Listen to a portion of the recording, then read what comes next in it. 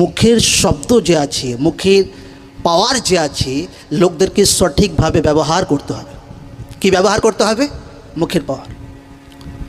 কারণ হর এক ব্যক্তি, হর একজন যে আছে তার মুখের শব্দ দ্বারাই তার জীবনে ফলবন্ত ফলকে দেখতে পাবে। যে ব্যক্তি মুখের ওয়ার্ডকে রাইট তরিকাতে ব্যবহার করবে তো তার জীবনে সেটাই হবে। এই জন্য বাইবেল বলছে মুখেতেই মরণ আছে, মুখেতেই জীবন আছে। গলিয়ত একটা রং ওয়ার্ড তার জীবনে ডিক্লেয়ার করছে, কিন্তু দাউদ তার উপরে পজিটিভ ওয়ার্ড ডিক্লেয়ার করছে, নো এটা হবে না, আমি যেটা বলছি সেটাই হবে, প্রভু যিশু জীবিত নামে আমেন। আজ যখন আপনাকে বলে লোকরা প্রার্থনায় যাচ্ছে, কোনো লাভ হবে না, আপনি কি ওয়ার্ড ঘোষণা করেন? তখন আপনাকে তার থেকে আরও পাওয়ারফুল ওয়ার্ড ঘোষণা করা দরকার আছে। আর যখন লোকরা বলে কোনো হাল হবে না, শয়তান যখন বলে কোনো হাল হবে না, আপনাকে পজিটিভ ওয়ার্ড ঘোষণা করতে হবে যে আমি সুস্থ হচ্ছি, আমার পরিবার ব্লেসড হচ্ছে, আমার বাচ্চারা আশীষিত হচ্ছে।